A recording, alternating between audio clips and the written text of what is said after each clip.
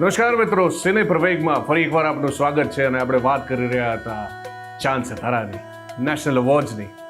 અને એક નહીં પણ બે નેશનલ એવોર્ડ જીતનાર એક દિગ્ગજ ડિરેક્ટર ગુજરાતી સિનેમાને, જેણે બે નેશનલ એવોર્ડ જીતીને વિશ્વ સ્તરે નામના અપાવી છે, એવા મનીષભાઈ સૈની સાથે આપણે વાતોનો દોર ફરી એકવાર આદરી દઈએ. આપણી ગાંધી એન્ડ કંપની વિશે જે આપણે વાત કરી રહ્યા હતા, आपको क्या लगता है ये फिल्म आपने ऐसी एक सोच से बनाई थी जिसमें आपको लगा कि पुराने ख्यालात उतने मायने फिर भी लगते हैं जितने आजकल यंग जनरेशन में वो असर उतना उसका छूट गया, वो आप महसूस पर्सनली कर रहे हैं? यस, बिल्कुल. आज का जो दौर है ना, अगर आप OTT पे जाएं, ये शुरुआत ऐसे हुई थी. मैं और मेरे जो दोस्त हैं, प्रोड्यूसर है महेश जन्नन, हमारी ये बात कर रहे थे कि अगर हम मीडिया देखते हैं, OTT देखते हैं, तो वायलेंस, ठीक है, मारधाड़, ये सब इतना ज़्यादा हो गया है. मतलब जो वर्ड्स यूज़ होते हैं, जो लैंग्वेज यूज़ होती है, तो मेरे को लगा कहीं ना कहीं वो चीज़ें पीछे छूट रही है. अब ये एक बात है, ये एक सब्जेक्ट है. दूसरा सब्जेक्ट ये है कि गांधी जी जैसे टॉपिक को, इवन आप देखिए जब गांधी बन रही थी उसके बाद ही फिर ये रशिया यूक्रेन ये सब चल रहा था. आज भी माहौल ऐसा ही है, जो एक टेंशन रहती है थ्रू आउट हर जगह. तो दूसरी चीज़ ये थी कि गांधी जी की जो बातें हैं, कई बार क्या होता है ना, टाइम एक ही कुछ लाइनें हैं, वही टेक्स्ट बुक में आ रही है, हर जगह वही आ रही है, वही रिपीट हो रही है. तो उन बातों को एक नए तरीके से कहा जाए कि वो दिमाग में जाए लोगों के, क्योंकि हर जनरेशन को समझाने का तरीका अलग होता है. तो अभी वो जनरेशन, हाँ, सत्य अहिंसा त्याग गांधी जी ने बोला था, हमको पता है, ठीक है, हम सुन चुके हैं बहुत बार. मेरे पिताजी ने भी सुना था, उनके पिताजी ने भी सुना था. लेकिन तो उन बातों को सही तरीके से, अलग तरीके से उनके ट्रीटमेंट में बताना, ये भी बहुत ज़रूरी है. ये दोनों चीज़ें एक साथ ही आई कि चलो ठीक है, गांधी जी को नए तरीके से बताए, और गांधी जी को एक काम करते हैं, सुपर हीरो बना के रिप्रेजेंट करते हैं. और सुपर हीरो ये नहीं कि वो उड़ रहा है, ये कर रहा है, पर एक ऐसा सुपर हीरो जो अपनी वैल्यूज़ पे रहता है, कि सिखाए कि सच बोलना आपको प्रॉब्लम देता है, लेकिन फिर लॉन्ग टर्म में कैसे फ़ायदा होता है, लेकिन आप जीतते कैसे आखिर में. कि आपने सच बोला तो आपको दिक्कत होगी, प्रॉब्लम होने वाली है. एक पॉइंट पे आपने एडमिट कर लिया, मैंने चोरी नहीं की थी, आज के बाद की थी, आज के बाद नहीं करूँगा, फिर आपको कैसे लॉन्ग टर्म में आप जीतते हैं. तो इट्स अबाउट दैट. और इस दौरान आपको प्रोड्यूसर का साथ कैसे मिला? महेश और मैं पहले से अच्छे दोस्त हैं. तो मैं और महेश ने इससे पहले ये फिल्म प्रोड्यूस की थी, शू थयू करके, गुजराती फिल्म आई थी. और महेश का ये था कि यार मैंने शू थयू कर ली, मैंने पैसा भी कमाया, मेरा एक्सपीरियंस भी अच्छा रहा, और अब मुझे कुछ ऐसी फिल्म करनी है कि मैं कुछ सेंसिबल और ये करूँ, मैं कुछ मैसेज दे पाऊँ, और स्पेशली मैं बच्चों के लिए कुछ करूँ. तो हम ऐसे ही बॉम्बे में बैठे थे, कॉफ़ी पी रहे थे, कुछ डिस्कस कर रहे थे. तो मेरे मुंह से मेरी शॉर्ट फिल्म थी, उसका आइडिया मेरे मुंह से मैंने महेश को नरेट किया. हम बहुत हंसे. महेश ने बोला यार ये तो बड़ी फिल्म बन सकती है. मैं बोला ठीक है, मैं ट्राई करता हूँ. और मैंने सोचा, और तभी लॉकडाउन हो गया. मैं अहमदाबाद आया था, और मैं 20-25 दिन के लिए अकेला अहमदाबाद में ही था. फिर मैंने बताया कि मेरे को वो एकांत मिल गया मेरा. फिर मैंने लिखना शुरू किया, और आई थिंक 1 मई को बैठा था मैं लिखने. 24 मई को मैंने महेश को बोला यार मैंने कुछ लिखा है, गांधी एंड कंपनी, आप देखो एक बार पढ़ो. महेश ने एक शॉट में पढ़ा, उसने बोला ये बहुत अच्छी स्क्रिप्ट है, ये तो बनाते हैं. मैं ठीक है. फिर लॉकडाउन सब लगा हुआ था, फिर हम वेट करते रहे कि लॉकडाउन, और कास्टिंग इमीडिएटली हो गया था सब. ये क्योंकि खाली घर पे ही थे, कुछ और था नहीं. चलो कास्टिंग कर लेते, चलो प्री प्रोडक्शन कर लेते, शॉर्ट प्लानिंग कर लेते, बजट बना लेते.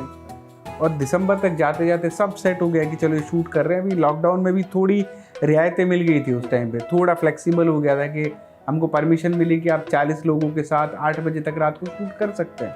इसमें छोटे मोटे चैलेंजेस क्या थे उस टाइम पे, कि लॉकडाउन था और कहानी में ना 2 लोग हैं, छोटे बच्चे हैं या बड़े लोग हैं, बुजुर्ग लोग हैं. और यही दोनों सेंसिटिव थे क्योंकि बच्चों के लिए कुछ वैक्सीन आने वाला था नहीं. दर्शन भाई भी आए थे बॉम्बे से, डरे हुए थे. प्रलय काका है जो फिल्म में, वो 80 साल के हैं, ठीक है, ये सब लोग थे. तो हमको कभी अपना टेंशन नहीं रहा. लेकिन मैंने प्रोडक्शन की टीम को यही बोला था, चाहे सेट पे आए नहीं आए, खाना 1 घंटा लेट हो जाए चलेगा, लेकिन इन सबको केयर से रखना है. तो एक टाइम ऐसा था कि पूरी क्लास की क्लास थी, उस टाइम स्कूल बंद थे, लेकिन पूरी क्लास को लेके हम शूट कर रहे थे.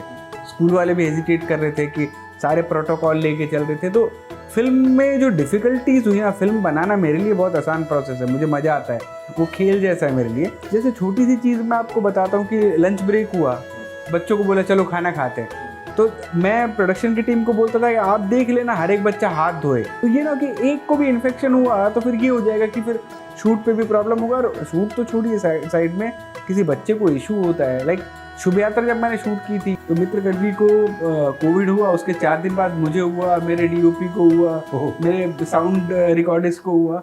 तो मतलब रिहर्सल कह रही है इनकी डेफिनेटली बॉन्डिंग इज गुड। तो उस टाइम पे लकीली ऐसा कुछ भी नहीं हुआ और हमको यकीन नहीं हुआ। 16 जनवरी को हमने शूट खत्म किया 2021 में और सब कुछ पीसफुल था, मतलब कुछ ऐसा ट्रबल वाली चीज नहीं थी, किसी को फांसी भी नहीं आई। मनीष भाई, ये जो पूरी प्रोसेस है उसमें एज एन डायरेक्टर आपको क्या लगता है कि जब डायरेक्टर सेट पर जाता है या कोई फिल्म डायरेक्ट करने के बारे में सोचता भी है तो उसे पहले ज्ञान होना चाहिए कि कौन से कैमरा इस वक्त मार्केट में है, कौन डीओपी है और क्या मतलब आप जैसे बोलते हैं टेक्निकलिटीज, उसका ज़्यादा अनुभव होना चाहिए या सिर्फ एक कहानी के बारे में अगर वो बंदा सोच चुका है तो बस उसी का ज्ञान होना ज़्यादा ज़रूरी है? देखिए दोनों ही चीज़ है। सबसे पहली चीज़ तो मैं आपको बताता हूँ कि आपको कुछ पेपर पे लिखना है तो अच्छा पेन है वो इम्पोर्टेंट है, लेकिन वो ही सब कुछ नहीं है। तो सबसे पहली चीज़ तो कहानी बताना ही इम्पोर्टेंट है। तो कहानी में इमोशन होता है, वो सारी बात होती है, वो है। फिर उसके बाद दूसरी चीज़ें भी आती है क्योंकि कैमरा इज द आई, ठीक है, तो उसके वाया लेंस के वाया सब ऑडियंस को जाने वाला है। तो उसके बाद आप, क्योंकि डायरेक्टर क्या होता है ना, उसको हर चीज़ पता होनी चाहिए। मैं बोलता हूँ डायरेक्टर को म्यूजिक का नॉलेज भी होना चाहिए, ठीक है, उसको लिटरेचर का भी रसास का भी नॉलेज होना चाहिए, नवरस का पता होना चाहिए, उसको एक्टिंग का भी पता होना चाहिए, उसको कॉस्ट्यूम का भी पता होना चाहिए, उसको आर्ट डायरेक्शन का भी पता होना चाहिए, क्योंकि आप ब्रीफिंग कैसे करोगे। तो कैमरा वगैरह टेक्नोलॉजी वगैरह भी कि अभी क्या है, क्योंकि आउटडेटेड तो नहीं है, ठीक है, वो सब चीज़ों का भी पता होना चाहिए। लेकिन सबसे ज़्यादा इंपॉर्टेंट चीज़ है कि आपको कहानी बताना आना चाहिए। इसका एग्जाम्पल क्या है, आजकल यूट्यूब पे भी आप देखेंगे, कि लोग फ़ोन से शूट करके खुद से एडिट करके चीज़ें डाल देते जो वायरल हो जाती है, जिनको हम बार बार देखते रहते हैं, हंसते रहते हैं। वो भी स्टोरी टेलिंग ही है। तो this medium is the medium of story telling. तो आपको कहानी बताना आना चाहिए, that is most important. Budget save करने का ना एक सबसे बड़ा एक वन एंड ओनली वन जो मंत्र जिसको बोलते हैं वो यही है कि आप प्री प्रोडक्शन अच्छा कीजिए, अपनी प्लानिंग अच्छी कीजिए। बाकी कई लोगों को मैंने देखा है ना, वो बार्गेन करने लगते हैं कि 100 रुपये का, 50 रुपये का, इतना फीस है, प्लीज़ इतना ले लो। वो बिल्कुल वो आप अपने क्रू को निचोड़ रहे हो, उससे ज़्यादा कुछ नहीं कर रहे। तो सबसे क्योंकि जो ऑलरेडी आपको एक फ़ी बोल रहा है तो आप उसको बोल सकते हो यार मार्केट में चल रहा है, आप इतना ले लो, मैं इतना दे सकता हूँ, या मेरा छोटा बजट है, मेरा बजट इतना है, आप इतना ले लो, वो कर सकते हो। लेकिन अगर आपने प्लानिंग अच्छी कर ली, वो मैं कैसे बता रहा हूँ, जैसे मैंने बहुत लोगों का सुना है कि यार शूट था, 20 दिन का शूट प्लान करके गए थे, वो 30 दिन तक चला। तो 20 दिन का शूट मतलब आपने 10 लाख दिन का मान के आप ये चले तो 2 करोड़ रुपया हो गया, या मान लो 1 लाख दिन का आपने खर्चा माना तो 20 लाख का शूटिंग का। लेकिन 10 दिन एक्स्ट्रा हो गया तो 30 लाख हो गया, तो उसका फुटेज भी बढ़ जाएगा, फिर आपको हार्ड डिस्क भी ज़्यादा करनी पड़ेगी, फिर एडिटर भी ज़्यादा टाइम लेगा। और अगर आपका शूट 10 दिन एक्स्ट्रा जा रहा है, इसका मतलब आपकी प्लानिंग में कमी है, तो आपकी फिल्म में भी दिखेगी। तो इट्स ऑलवेज बेटर कि आप अपनी स्क्रिप्ट को जितना अच्छा क्रिस्प कर सकते क्रिस्प करें, उसके बाद उस पर प्लानिंग करें। प्लानिंग से क्या होता है ना, आप कई बार 3, 4, 5 दिन कम कर सकते हैं। शुभ यात्रा के टाइम पे मैं आपको बताऊंगा कि बहुत बड़ी फिल्म है, 50 से ज़्यादा लोकेशन थे फिल्म में, और हमारा जो इनिशियल शेड्यूल था वो 35 डेज़ का था, 35 दिन का शेड्यूल था। हमने कम करते करते 26 दिन में फिल्म शूट की। अब 50 लोकेशन वाली फिल्म जहाँ पे मल्हार भी है एक्टर, दर्शन सर भी है, मोनल भी है, इतने बड़े एक्टर हैं जिनको ओपन में शूट नहीं कर सकते, वो 26 दिन में हम प्लान कर लें उसको, तो उससे आप बहुत ज़्यादा पैसा बचा सकते हैं। And this is the only way. क्या आपको लगता है कि आपकी कहानी जो है वो इनके थ्रू पहुंची है तभी जाके वो हार्ड हिटिंग रही है? I mean you require some strong faces, some strong names of industry to convey your story, या स्टोरी में इतना दम है कि मायने नहीं रखता कौन कर रहा है? नॉट एग्जैक्टली फेसेस पर परफॉर्मर। मतलब देखिए गुजरात में देखा जाए तो बड़े फेसेस तो सब ठीक है, बराबर ही है। परफॉर्मर्स अगर अच्छे हों, जो परफॉर्म कर सके, और आई ऑलवेज बिलीव कि वो किरदार, वो कैरेक्टर वैसा होना चाहिए। और उनके साथ आपका अनुभव कैसा रहा? जैसे दर्शन भाई है, तो मैंने खुद का एक एक्सपीरियंस है कि he is a man of detailing, actor of detailing. तो इतनी डिटेल्स के लिए टाइम निकाल पाना, या तो उनके हर सवाल का जवाब देना एक डायरेक्टर के लिए लाजमी है, उतना ज़रूरी है। नहीं, दर्शन सर का प्रोसेस बहुत अच्छा है। उन्होंने, जब मैंने उनको पहली बार गांधी कंपनी की स्क्रिप्ट भेजी थी तो उन्होंने पढ़ी और उनका मैसेज आया कि मैंने एक बार पढ़ ली है, मैं एक बार और पढ़ता हूँ और मैं रात को कॉल करूँगा।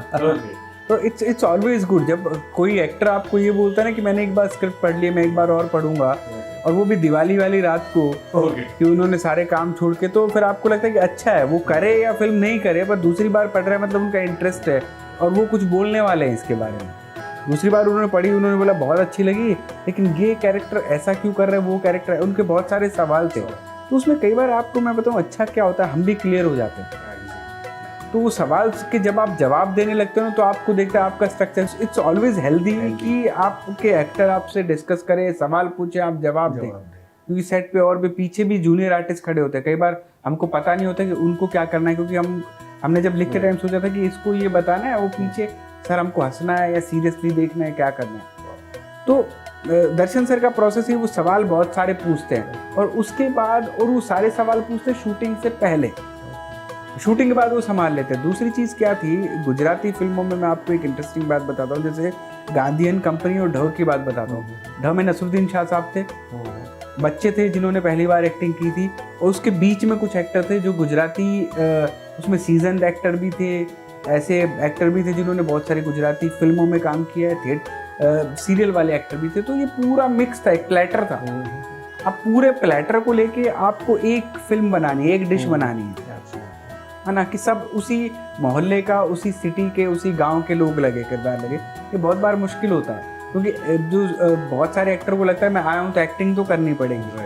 मैं बोला एक्टिंग नहीं करनी, आपको रियलिस्टिक करना है। लेकिन कहीं ना कहीं उनकी आईब्रो ऊपर हो जाएगी, ये हो जाएगा, वो एक्साइटेड हो जाएगा। तो और नसरुद्दीन शाह साहब, उनको कुछ बोलने की जरूरत ही नहीं है, वो एक बार किरदार समझा उन्होंने, या दर्शन साहब एक किरदार समझा, वो अपने आप ये कर देंगे।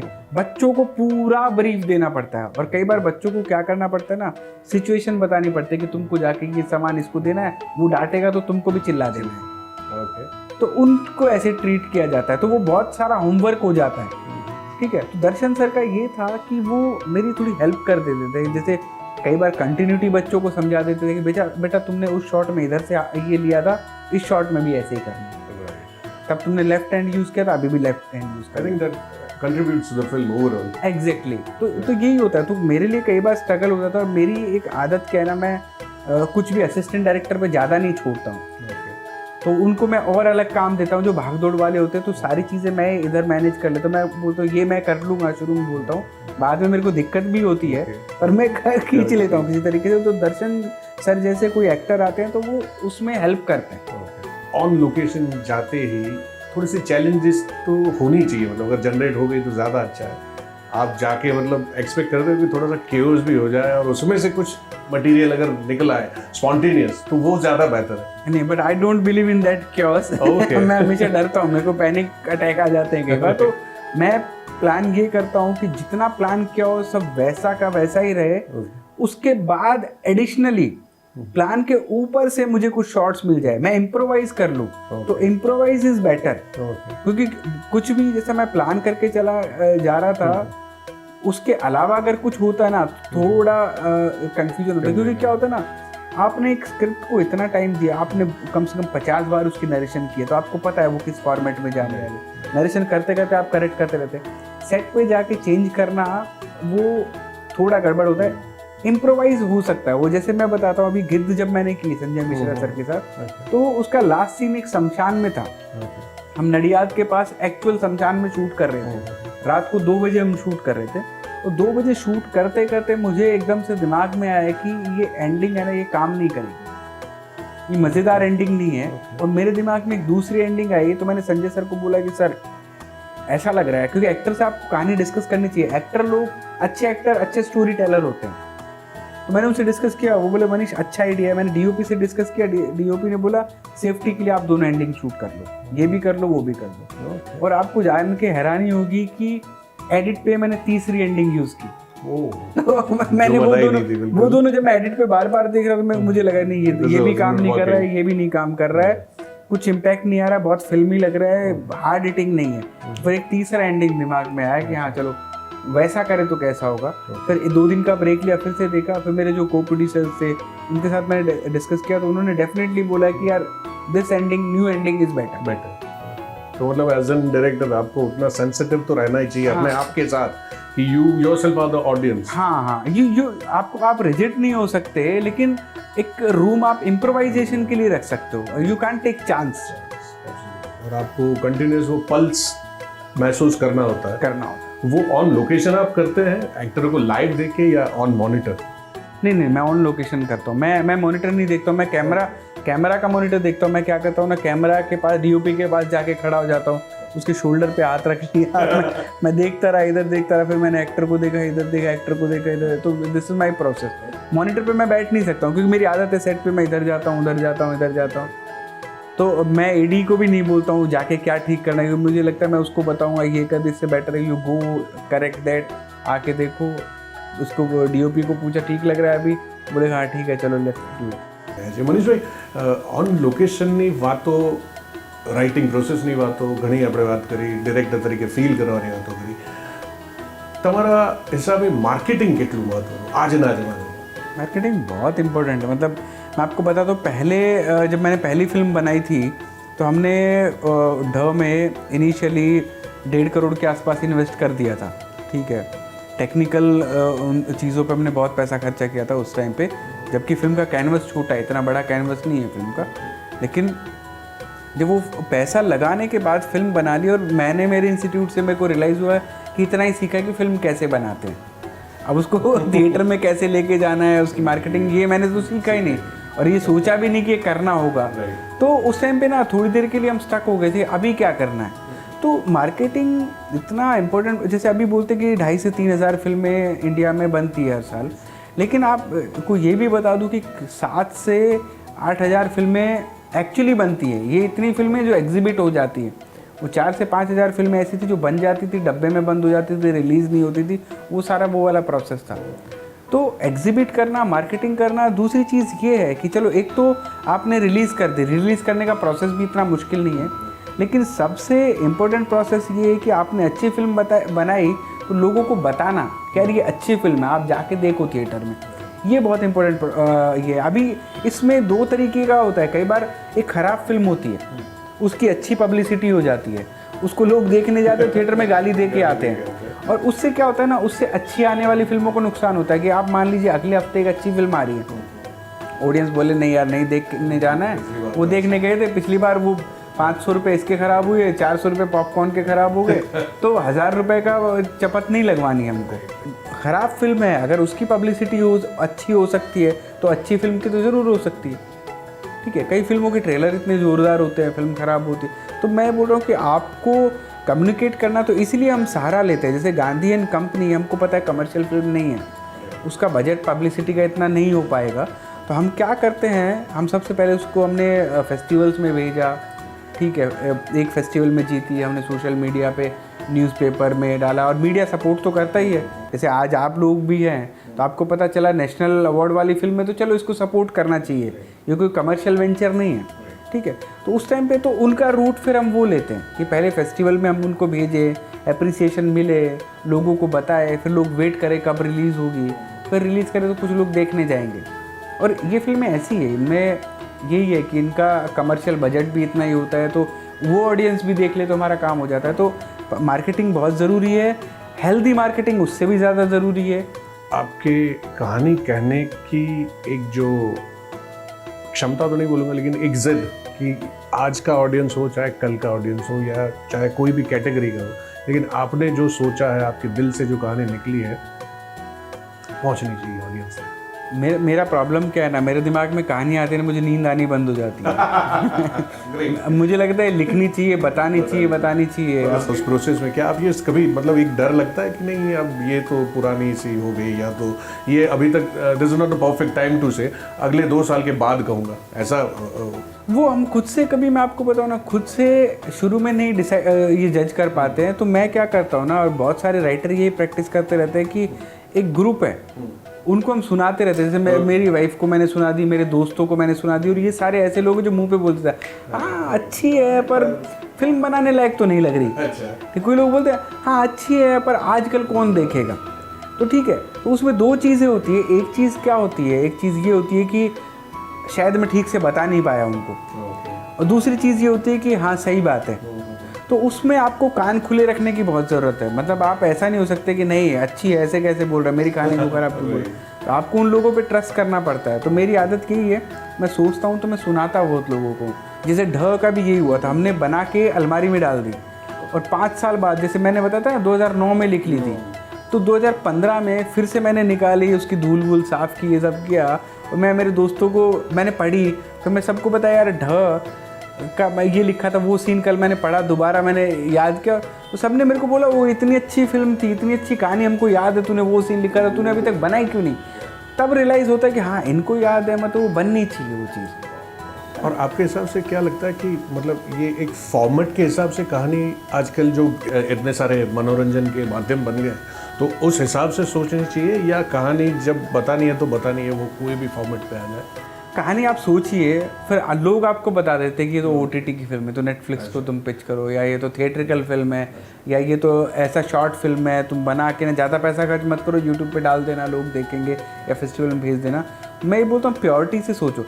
फिर उसके बाद देखो कई बार एक जन्म होता है कहानी का, आप प्योरिटी से सोचो। हाँ, फिर जब धीरे धीरे प्रोसेस लंबा होता है ना, अगर किसी कहानी में ऐसा लग गया, जैसे मान लो मेरी कोई कहानी है और किसी ने बोला यार ये तो कमर्शियल फिल्म बन सकती है, इसको छोटी फिल्म मत बनाओ, फिर क्या होता है, फिर कुछ दोस्त है जिनको प्रोडक्शन का पता है, जिनको स्केल का पता है, फिर आप उसको उस स्ट्रक्चर में डालने लगते हैं। शायद 10 सालों में गुजरात इंडस्ट्री ने ज़्यादा मतलब असरकारक काम किया है। ऐसा नहीं है कि मतलब all due respect to all the efforts still now being done for Gujarati cinema, लेकिन इन 10 सालों में ज़्यादा कुछ असरकारक काम हुआ है जो लोगों तक ज़्यादा पहुंचा है। आपको लग रहा है कि ऑडियंस के चॉइस में या ऑडियंस के समझ अंतर में थोड़ा सा फ़र्क आया है? पहले कैसा था और अभी कैसा है?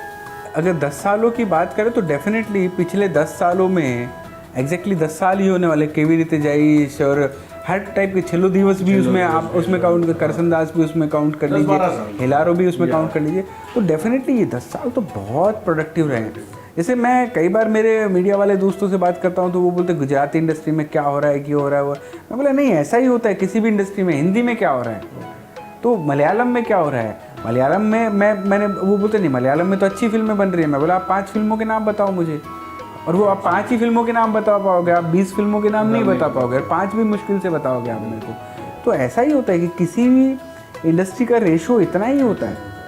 हम अभी कल ही मैं किसी से बात कर रहा था, बहुत इंटरेस्टिंग बात थी कि गुजराती फिल्म इंडस्ट्री कुछ अच्छा नहीं कर रही है, सब्सिडी के पीछे लगे हुए। मैं बोला क्या बात कर रहे हो आप, अभी कुछ महीने पहले की बात है, मैं खुद जूरी में था, ऑस्कर के लिए गुजराती फिल्म गई है। छेल्लो शो जो ऑफिशियल एंट्री थी वो कोई बंगाली फिल्म ऑफिशियल एंट्री नहीं थी इंडिया की, कोई हिंदी फिल्म नहीं थी, छेल्लो शो थी जिसके कंपटीशन में RRR थी। RRR इतनी बड़ी तेलुगु फिल्म है। मैं बोला आप क्या बात कर रहे हैं, तो गुजराती इंडस्ट्री तो अच्छा कर ही रही है उसमें। उससे जैसे अभी इस साल best children film Gandhi company को मिला है, इससे पहला अवार्ड जिस गुजराती फिल्म को मिला हिलारो, वो बेस्ट फिल्म थी, उसको भी गोल्ड मिला और ओवरऑल बेस्ट फिल्म मिला था। तो ये तो बिल्कुल बेईमानी वाली बात है कि गुजराती इंडस्ट्री नहीं अच्छा कर रही है, इतना ही अच्छा होता है। क्लास में फर्स्ट तो एक ही आते हैं क्लास में 5 फर्स्ट नहीं आते। तो आपको क्या लग रहा है कि मतलब चेंज आया है ऑडियंस के प्रेफरेंसेस में, और वही चीज़ एज अ डायरेक्टर क्या देखने वाले लोग हैं वो ध्यान में रखें, मतलब टिप्स ऑन गेसिंग द ऑडियंस? मतलब देखिए मैं इसके 2 तरीके होते हैं किसी इंडस्ट्री की ग्रोथ चेक करने के ना। 2 तरीके होते हैं। एक तरीका होता है कि कौन सी फिल्म ज़्यादा कमा रही है, ठीक है, बॉक्स ऑफिस पे कौन सी फिल्म ज़्यादा हिट हो रही है, ज़्यादा लोग देखने आ रहे हैं। एक कमर्शियल तरीका होता है, वो होती है स्टार वाली इंडस्ट्री, जैसे कि तेलुगु इंडस्ट्री, और पहले हिंदी इंडस्ट्री थी मान लो, ठीक है, थोड़ी बहुत तमिल इंडस्ट्री कि एक स्टार आया, लोग आए, बड़ा होर्डिंग बना रहे, दूध से नहला रहे, सब कर रहे हैं। एक इंडस्ट्री होती है जिसमें बुद्धिजीवी लोग, इंटेलेक्चुअल लोग होते हैं, सेंसिबल फिल्में बनती है, वर्ल्ड सिनेमा में जाती है, वर्ल्ड के बाहर भी जाने जाती है। मलयालम का हम एग्जांपल लें, जो बहुत पहले सत्यजीत रे के टाइम पे बंगाली इंडस्ट्री थी। इंडिया से बाहर सत्यजीत रे को सब जानते हैं, जो फिल्म को लेके सेंसिटिव है बहुत ज़्यादा, ठीक है। ऑस्कर में एक ऐसा आदमी जिसको रिस्पेक्ट दिया गया सबसे ज़्यादा सत्यजीत रे ही थे, और छोटे छोटे बजट में ब्लैक एंड वाइट फिल्में बनती थी। तो ये 2 तरीके की इंडस्ट्री ये ग्रो करती है 2 तरीके से। तो मेरे को ऐसा लग रहा है कि मतलब गुजराती इंडस्ट्री शेप ले रही है, दोनों तरीके से काम हो तो रहा है ना। अभी केडी भाई जैसे लोग हैं, वैशल जैसे लोग हैं, वो कमर्शियली काम कर रहे हैं। अच्छा कर रहे हैं, उनको पता है कि फिल्म को मास को कैसे खींचना है। और कुछ एक लोग हैं, अभिषेक शाह है, अभिषेक जैन है, हमारी भी कोशिश वही है कि हमको पता है कि हमारी बड़ी ऑडियंस नहीं है लेकिन एक एक्सक्लूसिव ऑडियंस है, हम उनके लिए काम कर रहे हैं। तो यही मापदंड है। उम्मीद करता है सर कि आगे जाके आपको और अवार्ड्स मिले, आपकी अच्छी अच्छी कहानियाँ और लोगों तक पहुँचे, उसके लिए all the very best sir. Thank you so much for sparing this time for us. અને ખાસ તો મિત્રો આપ સૌને કહેવાનું કે અમારા જેવા સિનેમાના રસિયા લોકોને આવા સરસ ડિરેક્ટર મળી જાય અને એમની પાસેથી વાતો શીખવા મળે તો મને લાગે છે કે આમાંથી કોઈ પણ એક વ્યક્તિને પણ જો આમની વાતો પહોંચી હોય અને સારું સિનેમા બહાર આવે તો અમારા આ સિને પ્રવેગ નામના કાર્યક્રમનો ઉદ્દેશ સિદ્ધ થયો ગણો છે. ટિલ ધેન મિત્રો અહીંયા આપણે આપણા સિને પ્રવેગના એપિસોડને વિરામ આપીએ અને ફરી પાછા બીજા કોઈ એપિસોડમાં બીજી કોઈ રસપ્રદ વાતો સાથે ઇન્સ્પિરેશનલ વ્યક્તિ સાથે ફરી મળીશું. ત્યાં સુધી જોતા રહો પ્રવેગ TV. Thank you so much.